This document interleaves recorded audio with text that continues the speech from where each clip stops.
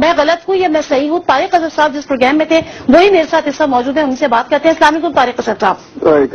طارق اسد صاحب، افسوس اس بات کا ہے کہ یہ جو ویڈیو ریلیز ہوئی ہے اس کے بعد جو کامنٹس ہوئی ہیں وہ جامعہ افضہ کی جانب سے ہوئی ہے، جس میں یہ کہا گیا کہ نادیہ مرزا قرآن پاک کو دیکھتے ہی سیختہ ہو گئی، اور اس کے بعد عجیب عجیب قسم کی باتیں ہونے لگیں کہ جی نادیہ مرزا جو تھی وہ ڈرنک بھی تھی، نادیہ مرزا نے قرآن کی نعوذ باللہ بے حرمتی کی ہے، نادیہ مرزا نے بلاسفیمی کی ہے۔ مجھے بتائیں اگر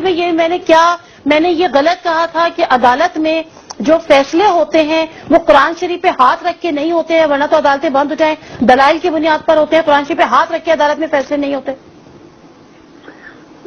دیکھیے، ویسے میں آپ کی بات کی تائید کرتا ہوں کہ واقعی عدالتوں میں جو حلف اٹھایا جاتا ہے اس میں قرآن کو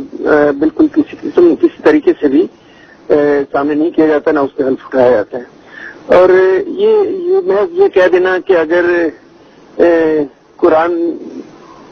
پہ حلف اٹھانا نہیں ہوتا تو پھر اگر قرآن پہ اگر فیصلے کیے جائیں تو پھر عدالتوں کی کیا ضرورت؟ تو میں سمجھتا ہوں یہ کوئی ایسی قانونی یا شرعی بات نہیں ہے، اس لیے کہ ہمارا جو نظام ہے اور ہمارا جو آئین ہے وہ آئین بیسک نارم کہا جاتا ہے، اور قرآن جو ہے وہ بیسک نارم نہیں ہے قانون کے لحاظ سے، شریعت کے لحاظ سے نہیں۔ تو اس لیے آئین اور قانون جو ہے اسی کی بنیاد پر تمام فیصلے ہوتے ہیں، تو اس لیے قرآن کو وہاں شامل نہیں کیا جاتا، نہ قرآن پہ حلف لیا جاتا ہے۔ اور یہ کہہ دینا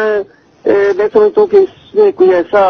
شرعی طور پر کوئی ایسی غلط بات نہیں ہے۔ ٹھیک ہے، ایک چیز اور طارق اسد صاحب مجھے یہ بھی ساتھ کے ساتھ بتا دیجیے، یہ جب کوئی شرعی اور قانونی غلط نہیں ہے تو ڈیفینیٹلی یہ کسی بلاسفیمی کے زمرے میں بھی نہیں آتا؟ نہیں، بلاسفیمی کو بہت ہی وسیع معنوں میں ہر ایک بلاسفیمی اس کو لے لیتا ہے۔ ٹھیک ہے، بلاسفیمی اچھا ایک چیز اور بارہا کہی گئی کہ جی نادیہ جو تھی وہ ڈرنک تھی۔ آپ میرے ساتھ پروگرام سے پہلے بھی بیٹھے تھے، پروگرام کے بعد بھی ہم نے بات کی، کہیں پہ آپ کو ایسا لگا؟ نہیں، خدا نخواستہ میں نہیں سمجھتا کہ آپ کوئی ایسی حالت میں تھیں، ماشاء اللہ بہت اویئرنیس آپ کے اندر ہے، اور میں نہیں سمجھتا کہ کوئی ایسی صورت ہے میں اس قسم کا ویسے کسی کو بھی الزام دینا اچھا نہیں لگتا۔ میں نے ڈرنک لوگوں کو بہت دیکھا ہے، یعنی یورپ میں بھی دیکھا ہے، افریقہ میں بھی، فری سوسائٹی میں دیکھا، لیکن آپ میرے سامنے تھی، میں نے تو آپ کو یہ جہاں تک کہا تھا کہ آپ میری بیٹی کی طرح، تو ایسی کوئی میں سمجھتا ہوں کہ کوئی ایسا بہت شکریہ، اور میں ایسی بات سوچ رہی ہوں، میں سمجھتا ہوں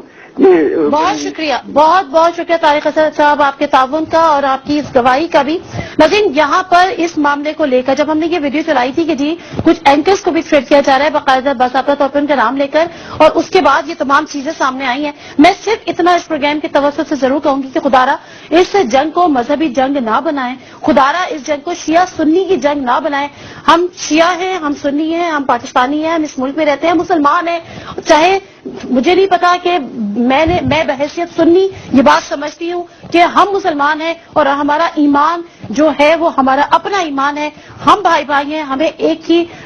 فرقہ وارانہ جنگ میں یا اس کی جنگ میں ہرگز نہیں پڑنا۔